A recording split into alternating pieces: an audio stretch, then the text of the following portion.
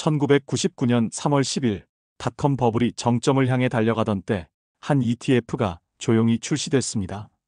나스닥 100 지수를 추종하는 QQQ. 첫날 거래량은 290만 주.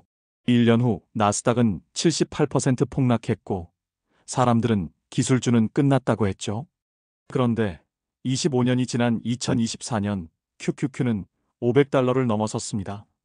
상장 이후 수익률 1100%. 기술주의 무덤에서 빅테크의 왕좌에 오른 ETF. 바로 QQQ입니다. QQQ의 정식 명칭은 인베스코 QQQ 트러스트입니다. 원래는 파워쉐어즈가 만들었다가 인베스코가 인수했죠. 나스닥 100 지수를 그대로 따라가는 구조입니다. 금융주를 제외한 나스닥 상위 100개 기업. 사실상 미국 기술주 올스타 팀입니다. 탄생 배경부터 드라마틱했습니다. 1990년대 후반 인터넷 혁명이 세상을 흔들었죠. 넷스케이프, 야후, 아마존닷컴. 나스닥이 매일 신고가를 경신했습니다. 올드 이코노미는 죽었다. 뉴 이코노미의 시대다. 모든 투자자들이 나스닥을 사고 싶어 했습니다. 그리고 뱅크 오브 뉴욕이 기회를 포착했습니다. SPY의 성공을 보고 나스닥 버전을 만들기로 했죠. 하지만 나스닥 전체는 너무 많았습니다. 5,000개가 넘는 종목이었거든요. 그래서 상위 100개만 담기로 했습니다. 티커를 정하는 것도 특별했습니다. 원래는 QQQQ였습니다. 나스닥의 전자거래 시스템을 상징하는 Q 4개. 하지만 2011년 QQQ로 단순화했죠. 발음하면 트리플 Q 또는 큐브드. 월스트리트에선 그냥 Q라고 부릅니다.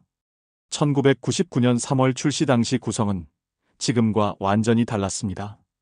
1위는 마이크로소프트였지만 2위는 시스코, 3위는 인텔이었죠. 그리고 오라클, 델, 선마이크로 시스템즈가 상위권이었습니다. 참고로 애플은 겨우 0.3%였습니다. 그런데 출시 타이밍이 최악이었습니다. 2000년 3월 나스닥이 5,132포인트로 정점을 찍고 붕괴하기 시작했거든요. 2002년 10월까지 78% 하락. QQQ도 첫 가격 104달러에서 20달러까지 떨어졌습니다. 80%가 날아간 거죠. 패치닷컴, 웹밴, 코즈모 같은 닷컴 기업들이 줄줄이 파산했습니다. QQQ 구성 종목도 계속 바뀌었죠. 월드컴, 앨론 같은 대형주도 사라졌습니다. 기술주 ETF를 왜 사냐는 조롱이 쏟아졌습니다. 하지만 살아남은 기업들이 있었습니다. 아마존은 2001년 5달러까지 떨어졌다가 부활했죠. 애플은 2003년부터 아이팟으로 날기 시작했습니다. 구글이 2004년 상장하며 QQQ에 편입됐습니다. 잿더미에서 불사조가 날아올랐습니다. 그리고 2007년 아이폰이 세상을 바꿨습니다.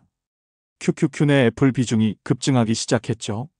2008년 금융위기 땐 55달러에서 25달러로 반토막 났지만 이번엔 달랐습니다. 기술주가 가장 빠르게 회복했거든요. 2010년대는 팡의 시대였습니다. 페이스북, 애플, 아마존, 넷플릭스, 구글 모두 QQQ의 핵심 종목이었죠. 스마트폰, 클라우드, 소셜미디어, 스트리밍 기술이 일상을 지배하기 시작했습니다. QQQ의 구조가 독특한 힘을 발휘했습니다. 시가총액 가중 방식이라 승자가 계속 커지는 구조였죠. 애플이 오르면 비중이 늘고 실패한 기업은 자동 퇴출됐습니다.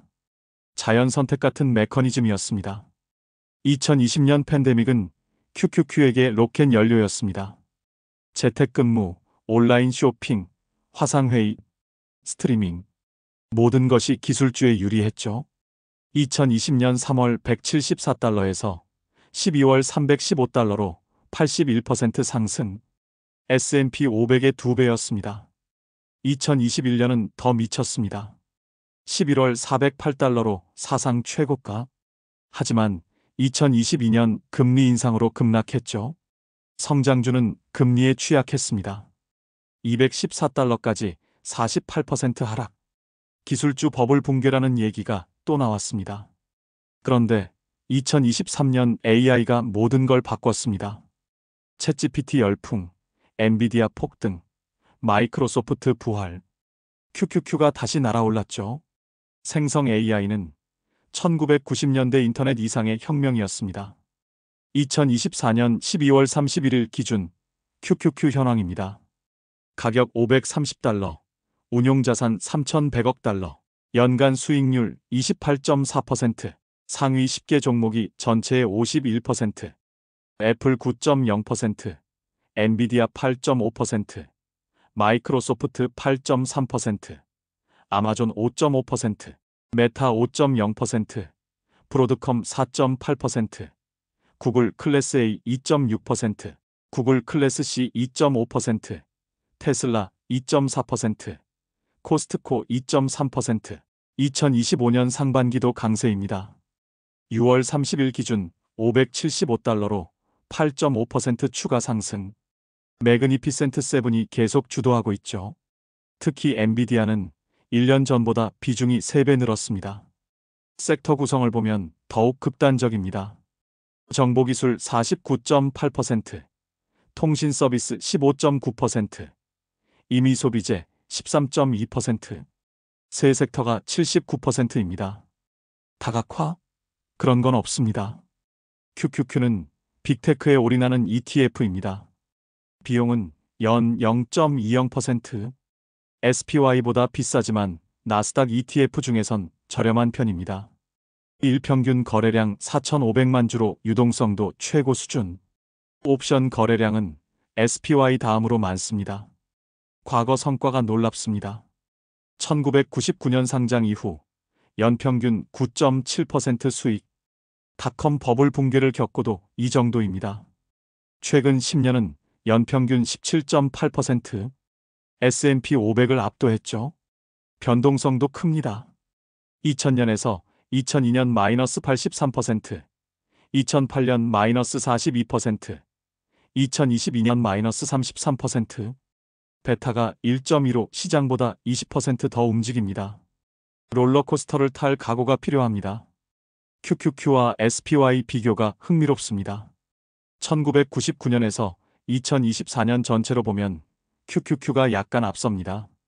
하지만 시기별로 다릅니다. 1999년에서 2009년은 SPY 승리, 2010년에서 2024년은 QQQ 압승. 기술주의 부침을 그대로 보여주죠. 경쟁 ETF들도 있습니다. VGT, XLK, FTEC. 하지만 QQQ가 브랜드 파워, 유동성, 역사 등 모든 면에서 압도적입니다. 투자자들이 QQQ를 사랑하는 이유가 있습니다. 혁신 기업에 집중 투자할 수 있고 미래 산업을 한 번에 담을 수 있으며 높은 성장 잠재력을 갖췄죠. S&P 500은 너무 올드하다는 젊은 투자자들이 QQQ를 선택합니다. 비판도 만만치 않습니다. 지나친 집중, 버블 위험, 금리 민감도, 빅테크 규제 리스크, 분산 투자의 정반대라는 지적도 있습니다. 2025년 하반기 전망은 엇갈립니다. AI 투자 지속, 금리 인하 기대는 긍정적이죠. 하지만 빅테크 규제, 중국과 기술 전쟁, 밸류에이션 부담은 리스크입니다. 6월가 평균 목표가는 $620, 상승 여력 7%입니다. QQQ가 보여준 교훈이 있습니다. 혁신은 결국 승리한다는 것. 1999년 상위 10개 종목 중 지금 남은 건 마이크로소프트뿐입니다. 하지만 QQQ는 계속 상승했죠. 실패한 기업은 떠나고 새로운 승자가 들어왔기 때문입니다. 흥미로운 통계를 보면 QQQ 편입 후 평균 주가 상승률은 45%입니다. 나스닥 100에 들어간다는 건 그만큼 큰 이벤트죠. 반대로 퇴출되면 평균 마이너스 23% 하락합니다. 잔인하지만 효율적인 시스템입니다. 인베스코는 QQQ의 성공을 다양하게 활용합니다. QQQM, QQQJ, TQQQ, SQQQ, QQQ 브랜드가 하나의 생태계가 됐습니다. 25년 전 닷컴 버블 속에서 태어나 버블 붕괴를 견디고 금융위기를 극복하며 팬데믹을 기회로 만든 ETF. $100가 $1,100가 되는 동안 수많은 기업이 왔다 갔습니다. 하지만 QQQ는 항상 미래를 담았죠. 과거의 승자가 아닌 미래의 승자를 담는다. QQQ의 철학입니다. 그래서 위험하고 그래서 매력적입니다. 나스닥 100이라는 전장에서 살아남은 전사들. 빅테크 제국의 ETF. 그것이 QQQ입니다.